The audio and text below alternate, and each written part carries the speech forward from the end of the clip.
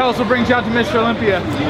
Well, two of my main sponsors are Despairing Nutrition and bodybuilding.com. So out here meeting the fans, and I'm here every year. You know, all the big bodybuilding expos, they bring me out to it. It's cool because before it was all bodybuilding, and now you see about 50-50 mix from bodybuilding fans to MMA fans. That's pretty cool to see them taking over the industry. How important is nutrition and health in your life? Oh, it's been tremendous, you know, especially cutting to 185. And, you know, for me, I really only started getting real training about 4 years ago. And so when you train so hard and you're trying to be the best and get better, a lot of times you run your body down. Without the proper nutrition, you'll never recover correctly. And then what happens is, you know, I've peaked way early in fights. I've been overtrained in fights. I mean, I weighed in for a light heavyweight fight at 201 one time. I was so overtrained. So it's made a big difference. You know, being a professional athlete, you got to be a professional when it comes to nutrition. Have you always been in good shape, or were you like the fat kid in school ever, or anything like that? Were you skinny? No, you know, I was always pretty lean ever since being a kid. I was always so active. I played 3 sports a year round, and obviously going to the Naval Academy for college. You know, fitness is a big deal. You got to stay in shape. You have height and weight standards. And then going to the Marine Corps, where it's a very big deal to be in shape. So I've been fortunate that I've always been in an environment where physical fitness is a big priority. What are your thoughts? It had been announced that the Marine Corps was interested in doing MMA tournaments. Did you hear about that? And if not, what are your thoughts? Well, I think it's necessary. The guys love it, and I think it does a tremendous job in the Army of giving the guys different things to compete in, getting their minds to go on something else other than fighting a war, constantly deploying, all the hard things that come with serving.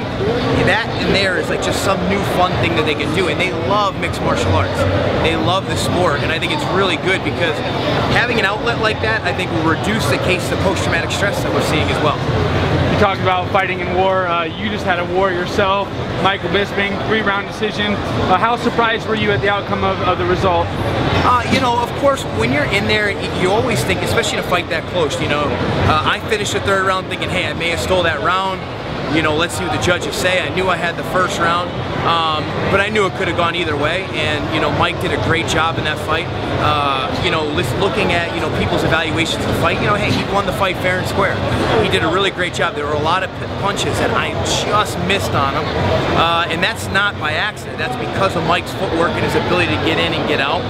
And I fell into a trap that a lot of power punchers fall into. After I rocked him in the 1st round, I got away from what makes me successful and talented as a striker, which is my combinations, my movement, and I was just looking to land one hard punch. And you know, a lot of lessons learned in those 3 rounds fighting against a great fighter that me and my coaches sat down.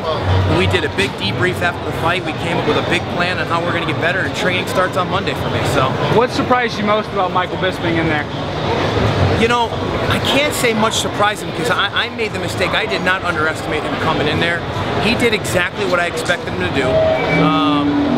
He did a really good job at finishing his shots. I didn't think he would be able to finish as well as he did at times, but he did a really good job of driving me to the cage and then clenching his hands underneath my rear end so that he could finish the double. He did a really good job there. And then his jab. I think his jab is very, very effective.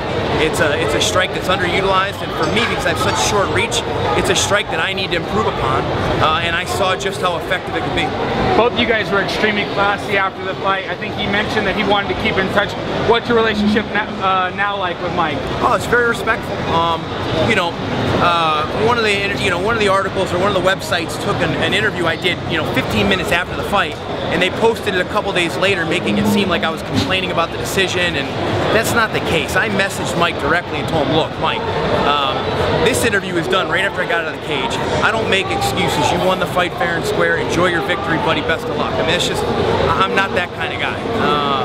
You know, so we have a fine relationship. You know, he's one of the best in the world, and I've fought now 2 of the very best middleweights in the world in less than a year. In Chael and Michael Bisping. Yeah, and I've gotten better and better. And I train with Chael pretty often, so I know just how much better I've gotten since I fought Chael.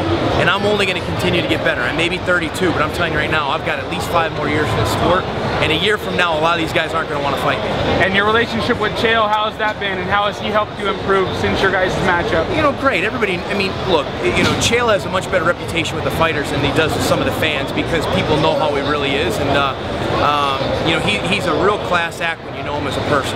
You know, whether you agree with some of the things he does in the press or not. My relationship with Chael is very good. He's given me a lot of good advice, especially when it comes to my wrestling. Went up there and trained with him, and he's got a great boxing coach up there, Clayton, who does, you know, some really good work with Chael, and I plan on working with that boxing coach a little bit. A couple more questions. Do you think Mike Bisping has a shot to beat Anderson Silva? I do. Everybody's going to disagree with me, but I'm telling you right now, Mike has a shot to beat Anderson Silva. He's very difficult to hit because of his footwork. He's extremely busy. He's got the best cardio in the middleweight division. He can go 5 rounds and keep a pace at a faster pace than Anderson can. And I also believe that Mike will be able to take Anderson down and mix it up. And that's what happened in my fight, where I can't throw the same combinations against a guy who's taking me down that I can throw against guys that have no chance of taking me down. So it limits you, and I just think that Mike has a shot. If Anderson doesn't catch him early, I think Mike has a shot to win 3 out of 5 rounds. And you know, it'll be interesting to see. But a lot of people are going to crucify me for saying that. They're going to say I only saying that because I just lost to Mike. But that's just my belief. And I think anybody who really truly knows the sport would tell you that he's got a shot at that fight as well. And Brian, what's next for you? You know, I told the UFC I'll fill in. Anybody who gets hurt in the middleweight division next 2 months, I'm in. So, you know, it hasn't even been a week since the fight. I go back to training on Monday, and I'm ready to go. Anybody they can give me, you know, I know how much better I've gotten. I'm only going to get better. I've got people that just moved to Atlanta that are going to make me so much better at this sport. I just want to get back in there and perform. I've got no injuries, so hopefully I'm back in there by November, December, and get a victory to close the year out. And then I'm going to try and fight 2 months later. Real quick, just because we were over there with Ronda Rousey, she's a good buddy of ours, what are your thoughts on Ronda Rousey and women's MMA? And then we'll close it out with that. I love it. I think they're phenomenal athletes. They work their butts off. They put on a hell of a show. I mean, look at the Miesha Tate-Julie Kedzie fight. Incredible. I mean, such heart and determination. I think they are great examples for women that are athletes across the country. If I can go to war with a woman, then I damn sure should be able to share the cage with one on pay-per-view.